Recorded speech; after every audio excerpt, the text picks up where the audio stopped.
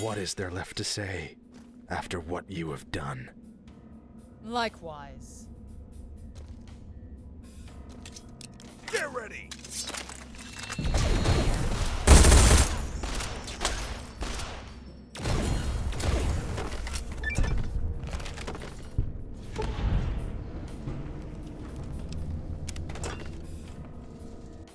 And so came to an end the courier's exploits in the frontier.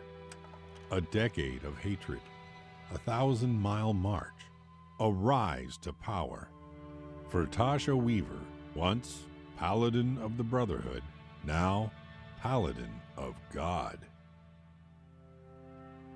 It all culminated in the frozen lands of the frontier.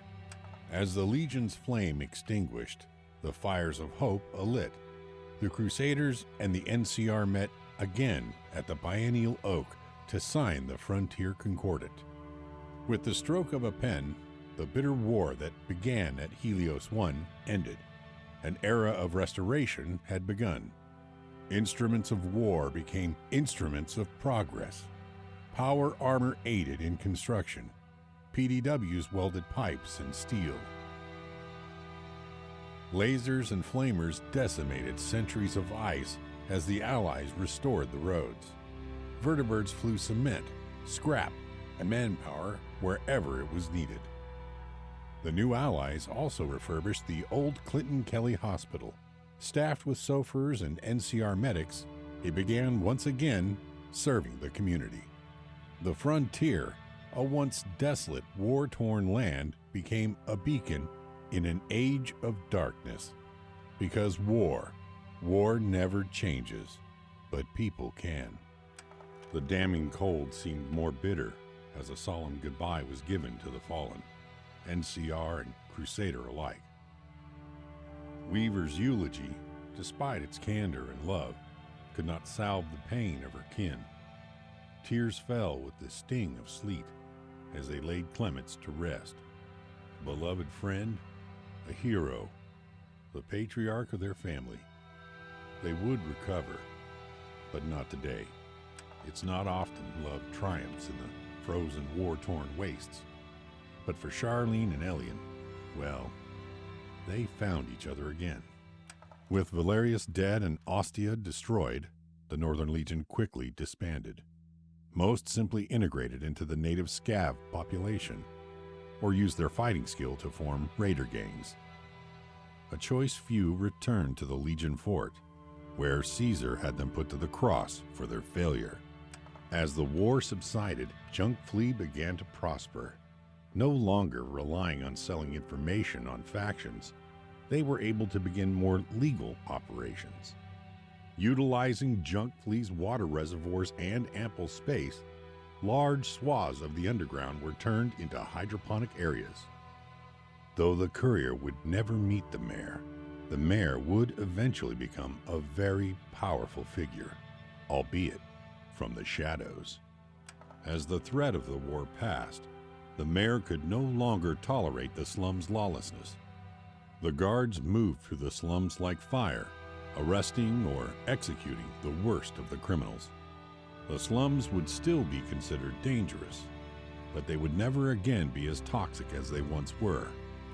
With no guardian to protect them, the Church of Eternal Life was quickly wiped out by violent outsiders in search of their treasure.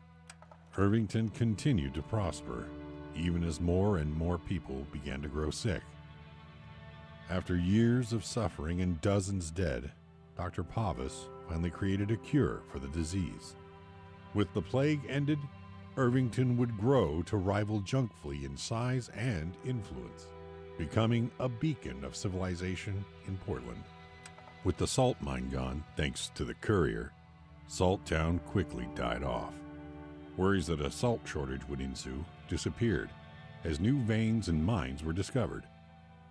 These mines were run by those who had suffered in Salt Town, and so the workers were treated with respect and dignity.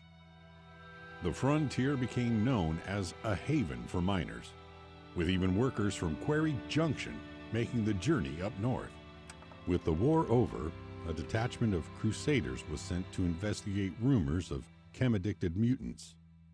They came back telling tales of demonic serpents that had opened a door into the underworld. Queen Juno knew it was only a matter of time until a rogue group of Crusaders destroyed them, and so officially converted the Turkali into Mormons. The Crusaders would use the Turkali as an example that anything could embrace the light, while keeping their rampant chem use a secret. After years of scams, Smokes finally messed with the wrong customer. The courier dished out some wasteland justice upon him and his cohorts. As he died on the floor of the Green Ferry, so too did the secret to the best absinthe in the frontier. While the Crusaders struck Jolene as worrisome at first, she came to recognize their desire to help the denizens of the frontier. They kept the peace, and Jolene kept her distance.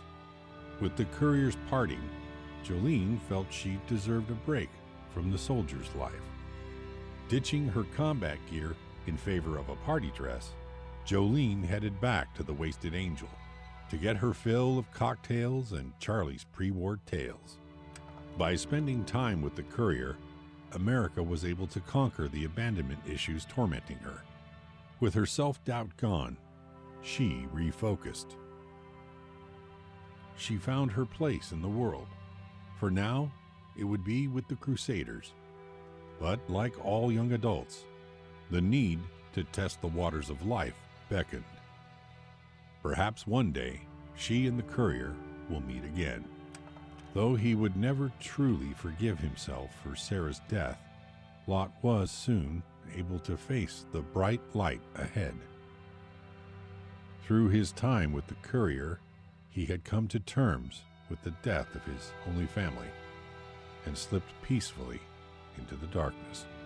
And so it came to an end, the courier's magnum opus, a final adventure to the unknown. The road to Hoover Dam now lay before the courier, an empty slate to be carved. Because war never changes.